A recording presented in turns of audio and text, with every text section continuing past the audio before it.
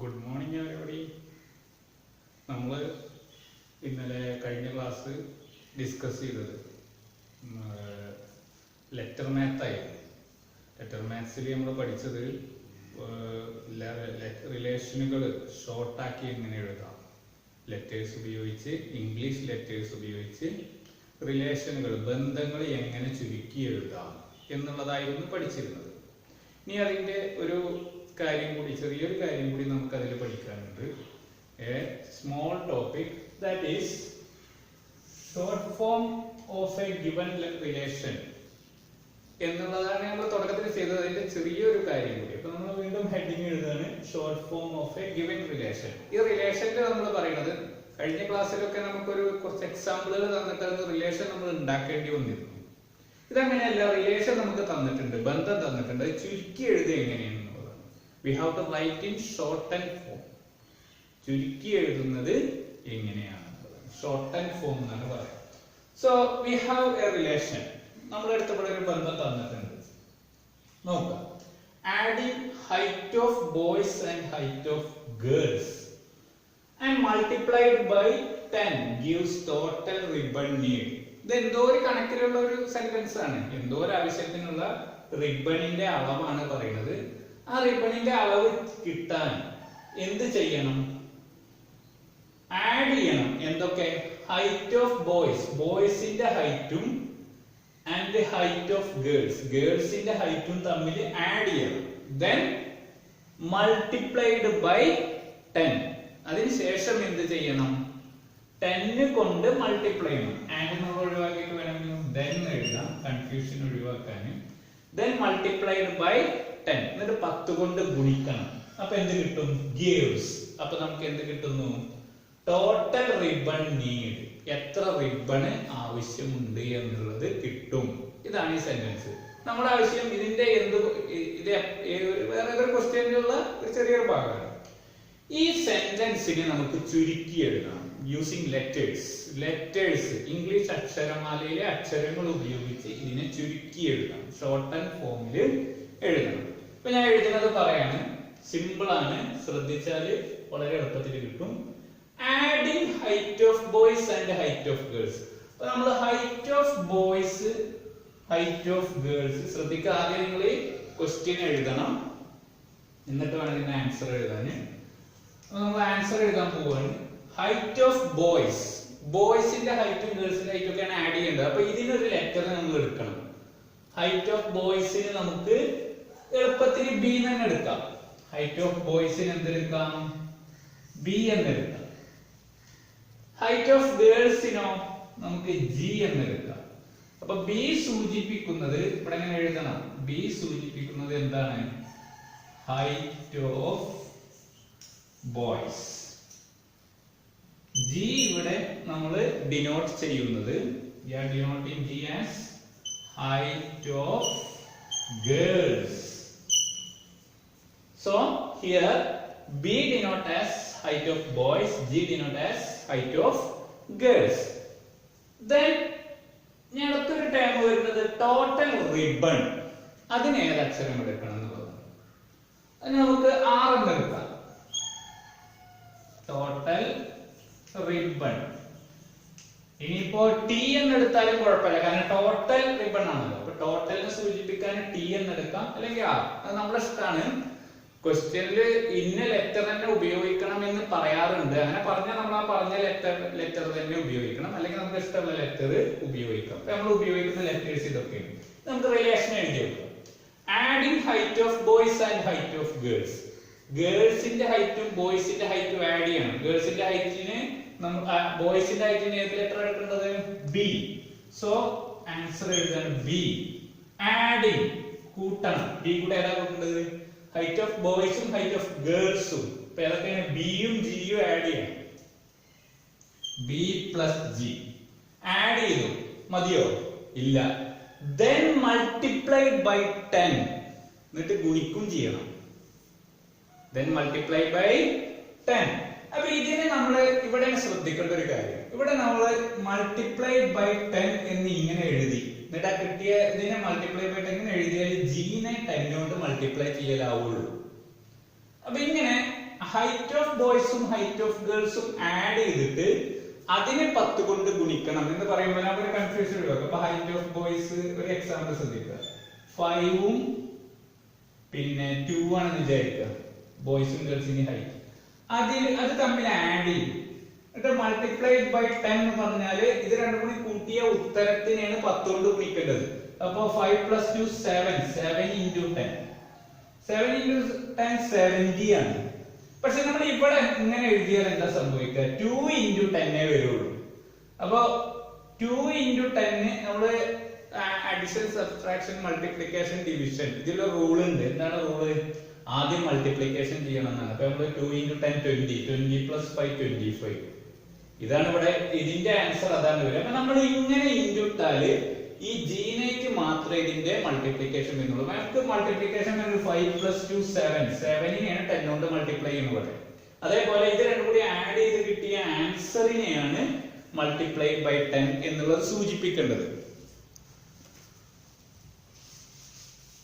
അപ്പൊ നമുക്ക് ഫസ്റ്റ് സ്റ്റെപ്പായി എന്താണ്?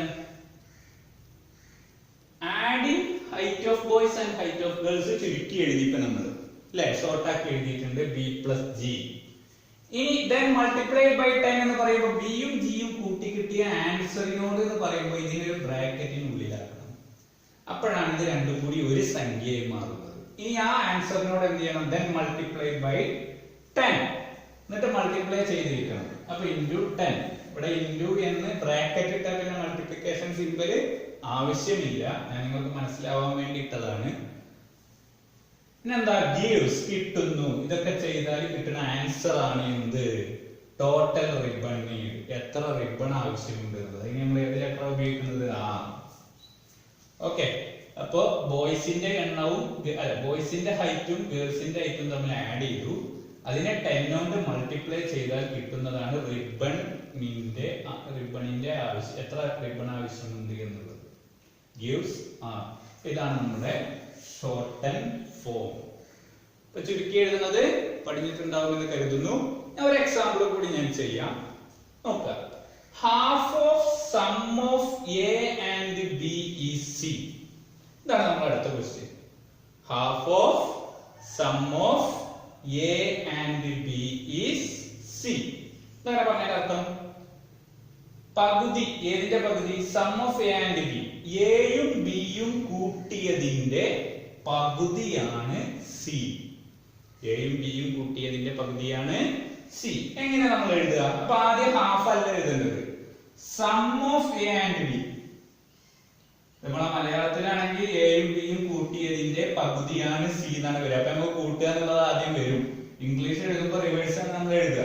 ഹാഫ് ഓഫ് സം ഓഫ് എന്നാണ് പറയുക. അപ്പൊ sum of A and B ആണ് ആദ്യം ചെയ്യുന്നത്. ഇവിടെ നമ്മൾ ലെറ്റർ ഉപയോഗിക്കുന്നത് എയും ബി എന്ന് പ്രത്യേകം പറഞ്ഞിട്ടുണ്ട്. അപ്പൊ നമ്മൾ അതന്നെ എടുക്കുക. Sum of A and B എന്നുള്ളതിന് a + b എന്ന് എഴുതുക. എയും ബിയും കൂട്ടിയത്, അതാണ് സം. ഇനി ഇതിന്റെ half, half of sum of A and B. അപ്പൊ sum of A and B അതിന്റെ ഹാഫ്, ഹാഫ് എന്ന് പറഞ്ഞാൽ പകുതി. പകുതി കാണാൻ 2 കൊണ്ട് ഡിവൈഡ് ചെയ്യണം. ഒന്നെങ്കിൽ ഇങ്ങനെ എഴുതാം, അല്ലെങ്കിൽ നമ്മൾ a + b എഴുതിയിട്ട് അതിനെ ഹരിക്കണം 2 എന്ന് എഴുതിയാലും കുഴപ്പമില്ല. പക്ഷെ അപ്പോഴും എന്തെഴുതണം? ബ്രാക്കറ്റ് ഇടാൻ മറക്കരുത്. ഇതുപോലെ a + b ഡിവൈഡഡ് ബൈ 2. അപ്പൊ ഡിവൈഡഡ് ബൈ 2 അങ്ങനെ എഴുതാം, ഡിവൈഡഡ് ബൈ 2 ബൈ എന്നിട്ട് എഴുതാം, ഡിവൈഡഡ് ബൈ 2 എന്ന് എഴുതാം. അപ്പൊ ഈ 2 കൊണ്ട് ഹരിച്ചാൽ എന്ത് കിട്ടുക? ഹാഫ്, പകുതി കിട്ടുക. അപ്പോ ഇവിടെ half of sum of A and B എന്ന് പറഞ്ഞാൽ നമ്മൾ എയും ബിയും ആഡ് ചെയ്തു, അതിന്റെ ഹാഫ് കണ്ടു, 2 കൊണ്ട് ഡിവൈഡ് ചെയ്തു, ഡിവൈഡഡ് ബൈ 2. ഇല്ലെങ്കിൽ sum of A and B then divided by 7 എന്നൊക്കെ പറഞ്ഞാൽ നേരെ നമ്മൾ 7 കൊണ്ട് ഡിവൈഡ് ചെയ്യുക. ഇവിടെ ഹാഫ് എന്നുള്ളതാണ് നമ്മൾ കൺഫ്യൂഷൻ വരിക. അതുകൊണ്ട് ഞാൻ എന്ത് എഴുതാൻ കാരണം, ഹാഫ് എന്ന് പറയുമ്പോൾ 2 കൊണ്ട് ഹരിക്കുകയാണ് വേണ്ടത്, ഹാഫ് കാണാൻ. ഏതായാലും sum of A and B അതിന്റെ ഹാഫ് എന്താണ്? Is C. എയും ബിയും കൂട്ടിയതിന്റെ ഹാഫ് എന്ന് പറയുന്നത് സി ആണ്. ഈസ് ഈക്വൽ ടു ഇതെന്താണ്? സി ആണ്. അപ്പൊ ഇതാണ് ഇതിന്റെ ഷോർട്ടൻ ഫോം.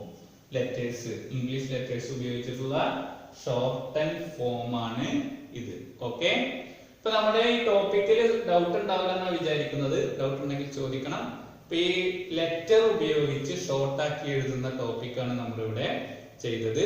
ഇനി നമ്മൾ ഇതിന്റെ റിവേഴ്സ് ആണ് അടുത്തത് ചെയ്യാൻ പോകുന്നത്. ഓക്കെ.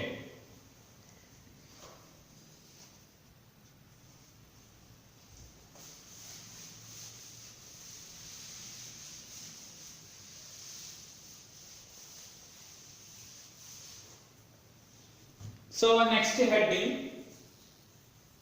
writing relation.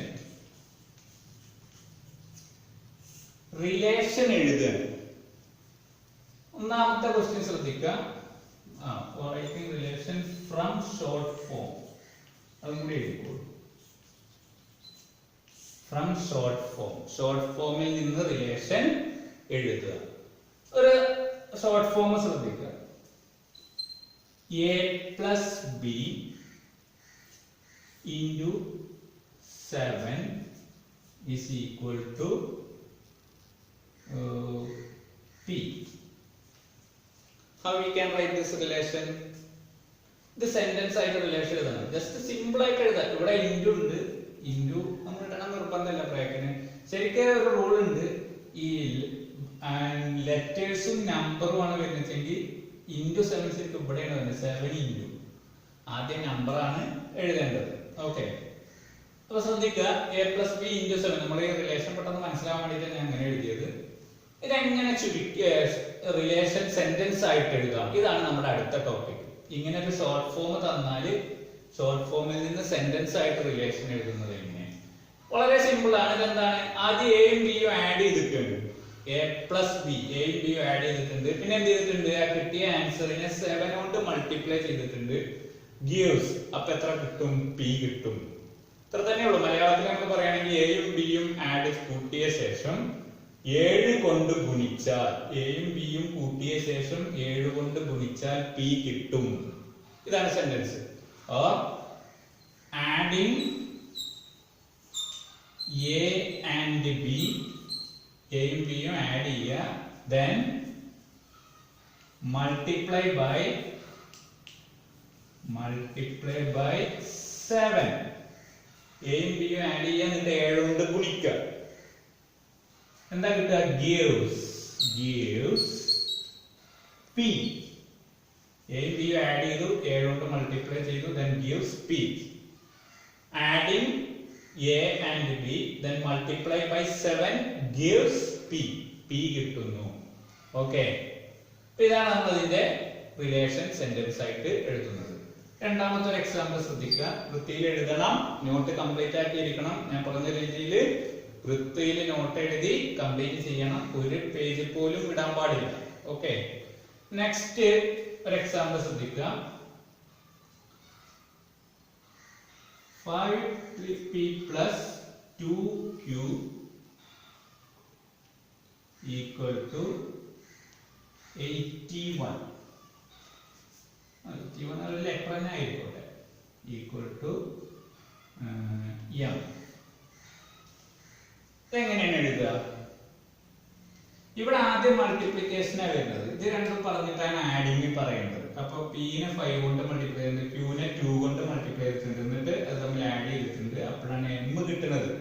മലയാളത്തിൽ പറയുകയാണെങ്കിൽ p-യെ 5 കൊണ്ട് ഗുണിക്കുക, q-വിനെ 2 കൊണ്ട് ഗുണിക്കുക, എന്നിട്ട് അത് രണ്ടും തമ്മിൽ കൂട്ടുക.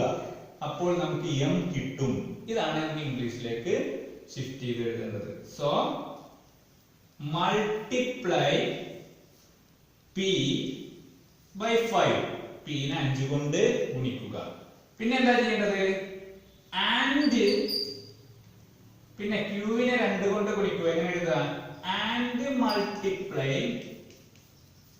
q by 2. p-നെ 5 കൊണ്ട് ഗുണിക്കുക, q-വിനെ 2 കൊണ്ട് ഗുണിക്കുക, എന്നിട്ട് എന്ത് ചെയ്യണം? അത് രണ്ടും തമ്മിൽ ആഡ് ചെയ്യണം. then add, എന്നിട്ട് രണ്ടും തമ്മിൽ എന്ത് ചെയ്യാം? ആഡ് ചെയ്താൽ കിട്ടും. എങ്ങനെ നമ്മൾ എഴുതുക? what we can write? gives what? m. എന്ത് കിട്ടും? m. so this is our expanded form. This is short form, this is expanded form. So I think you got the idea how to write a expanded form of a short form. ഒരു short ഫോമിന്റെ expanded form വിശദീകരിച്ച രൂപം എങ്ങനെ എഴുതാം എന്നുള്ളത് ഞാൻ പറഞ്ഞു.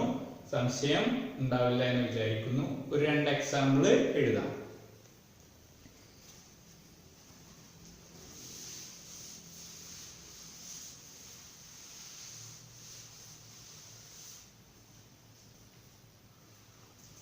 ഇത് വീട്ടിൽ നിന്ന് ഹോംവർക്ക് ആയിട്ട് ചെയ്യണം.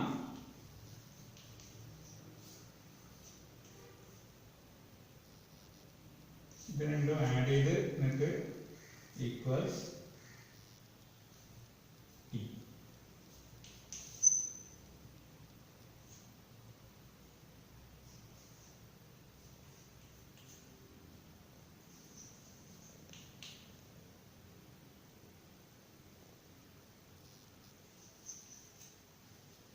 ഇത് രണ്ടും വീട്ടിൽ നിന്ന് ചെയ്തു നോക്കാം. അപ്പൊ നമ്മുടെ ഈ ടോപ്പിക് ഇവിടെ അവസാനിക്കുകയാണ്.